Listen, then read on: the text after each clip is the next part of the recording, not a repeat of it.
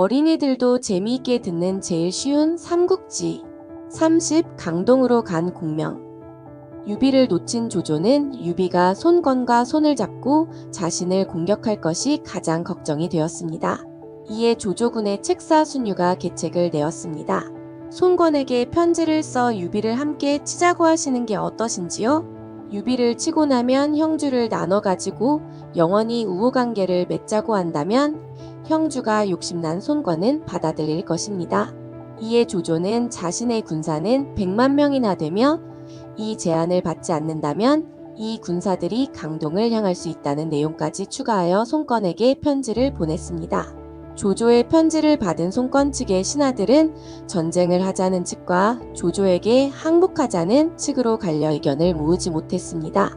손권의 충신인 노숙이 나서서 자신의 생각을 밝혔습니다.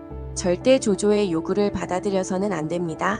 반대로 유비에게 유표의 부하들을 거두어 우리와 손을 잡고 조조를 물리치자고 해야 합니다. 노숙의 이야기를 듣고 손권은 깊은 생각에 잠겼습니다. 그리고는 곧 유표의 문상을 핑계로 노숙을 강화해 유비에게 보내서 상황을 자세히 알아보기로 결정했습니다. 이렇게 노숙이 유비를 찾아오게 되자 이 방문이 유표의 문상이 목적이 아니라 조조군의 상황을 알아보러 왔다는 것을 눈치챈 공명은 유비에게 이렇게 말했습니다. 주공, 노숙이 조조에 관해 물으신다면 주공은 그저 모른다고만 말씀해 주십시오. 그럼 뒤는 제가 알아서 하겠습니다. 노숙이 유비와 만나 몇 번의 인사가 오고 가고 난 다음 예상대로 노숙은 조조의 이야기를 꺼냈습니다. 황숙께서는 조조와 몇 번 겨룬 적이 있다고 들었습니다. 조조군의 상황에 대해서도 훤히 아시겠지요? 조조군은 대략 얼마나 됩니까? 유비는 가볍게 웃으며 답했어요. 저는 조조의 대군이 온다는 소식을 듣고 바로 도망쳤다오. 그런데 어떻게 조조군이 얼마나 되는지 알 수 있겠소? 노숙이 계속해서 캐묻자 유비는 어쩔 수 없다는 듯 답했습니다. 그런 것은 우리 군의 군사인 공명이 가장 잘 알고 있소. 그에게 가서 물어보면 자세히 말해줄 것이오. 이렇게 자연스럽게 노숙과 공명의 만남이 성사되게 되었죠. 저는 조조의 계략을 훤히 들여다보고 있습니다만 아직 힘이 부족하여 때를 기다리고 있는 중입니다. 공명의 말에 노숙이 궁금함을 참지 못하고 물었어요. 그럼 유황숙께서는 앞으로 어쩌실 생각이십니까? 주공께서 창호테스 오신가 오래전부터 알던 싸이시라 그분을 찾아가 볼까 합니다. 오신을 찾아간다는 공명의 말에 노숙이 깜짝 놀라며 그래서는 안 된다며 이야기를 이어갔습니다. 강동의 손 장군께서는 뛰어난 인재와 훈련된 군사들을 가지고 계십니다.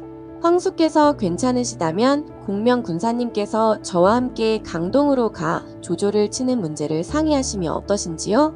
유비와 공명이 고민하자 노숙은 다시 한번 진심으로 부탁하였습니다. 공명선생, 강동은 조조군에 대해 아무것도 아는 바가 없습니다. 얼마 전 조조가 우리를 위협하는 편지를 보내 우리 주공과 신하들이 근심에 빠져 있습니다. 부디 같이 가셔서 조조군의 실상을 전해주시기 바랍니다. 결국 공명은 노숙의 간청에 못 이기는 듯 강동으로 향하게 되었습니다. 노숙과 함께 도착한 강동의 회의실은 여러 신하들의 고함 소리로 가득 차 있었습니다. 장소 등 항복을 주장하는 무리들은 조조와 손을 잡았을 때 얻게 될 이로운 점들을 조목조목 말했습니다. 조조에게 항복하지 말고 싸우자는 신하들도 큰 소리로 의견을 냈습니다. 장소 무리들은 항복하더라도 현의 수장자리 정도는 꿰찰 수 있었지만 주공은 조조에게 항복한다면 목숨을 부지하기 어려운 상황입니다.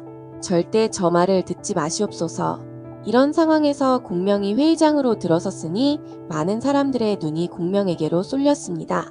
특히 항복을 주장하는 장소의 무리들은 공명을 업신여기며 함부로 대했죠. 듣자 하니 유황숙은 형주를 얻기는커녕 조조에게 폐해 강화까지 도망쳤다고 들었습니다. 비웃음 섞인 장소의 물음에 공명이 답했어요. 형주를 얻는 것은 손바닥 뒤집기보다 쉬운 일이지요. 하하, 그렇다면 유황숙은 일부러 형주를 포기했단 말이오? 그렇습니다. 우리 주공은 하늘 아래 부끄러울 것이 없는 분이시지요.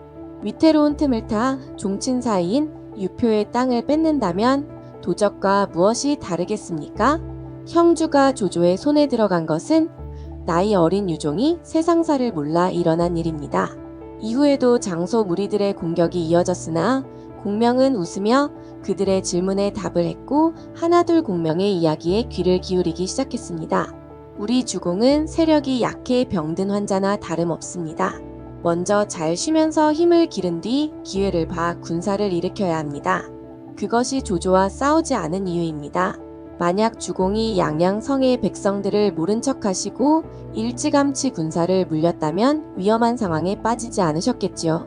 백성들 때문에 안전한 강릉을 갈 기회를 버리신 것입니다. 이 점만 보아도 우리 주공이 얼마나 인자하신 분이신지 알 수 있지요. 우리 주공께서는 적은 군사로 조조의 대군을 상대할 수 없음을 아시고 하구로 물러나 때를 기다리시는 중이시지요. 하지만 강동은 어떻습니까?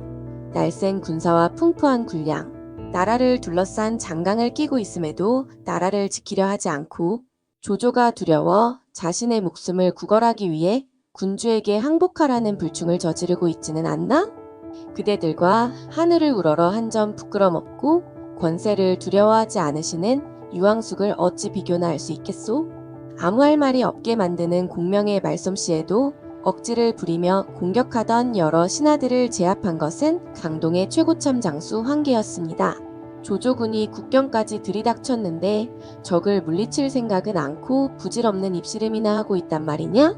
손님을 모셔놓고 이리 무례하게 대하는 법이 어디 있단 말이냐? 만약 주공께서 아셨다면 절대 용서치 않았을 것이다. 이후 황계는 공명에게 머리 숙여 사과하고는 손권이 기다리고 있다며 노숙과 공명을 손권이 기다리고 있는 지무실로 안내했습니다. 다음 편 예고. 장수들의 목숨을 건 일기토만큼이나 강동의 회의장에서 일대 다수로 무쌍을 찍는 공명의 모습이 인상적이었습니다. 하지만 손권에게도 공명만큼 뛰어난 신하가 있었으니 바로 주유입니다. 다음 편에서는 공명과 주유의 만남이 이루어집니다.